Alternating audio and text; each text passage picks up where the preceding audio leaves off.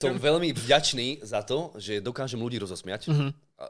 Hoci ako blbosťou, alebo tak, vieš, že neviem hrať hry, to je tiež super, lebo oni sa na tom smajú, oni sú radi, keď sa mi nedarí. Mám tu takú filozofickejšiu No, otázku. jasné, Prečo si myslíš, že teba ľudia sledujú? Skús sa nejak keby sám pochváliť. Kámo, ja vieš? fakt neviem. Ako, som veľmi vďačný za to, že dokážem ľudí rozosmiať.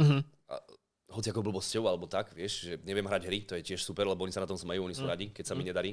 Sú dva typy streamerov, potom sú takí, áno, potom som ja.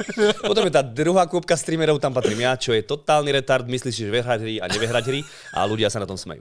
Okay. Ale tak ja som rád, že dokážem ľudí rozosmiať, som za to fakt vďačný, je to pobyt. Čo je podľa teba dobrý stream? No však dobrý stream je, keď človek príde napríklad so zlou náladou na ten stream a odchádza za pol hodinu To je vysmiatý. popiči odpoveď, to je dosť dobré. To je, toto keď mi napíše niekto, že kámo, dneska sa so mnou rozišla frajerka a po 2 hodinách mi napíše, už neviem, jak sa tá kurva volá, lebo sa smejem tie hodiny.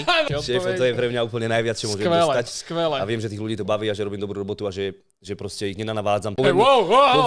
Poviem mu ťahaj cvičiť, si smutný, rozišla sa s tebou frajerka alebo čokoľvek, chod si zacvičiť, tráv čas s rodinou, venuj sa mamine, tatinovi.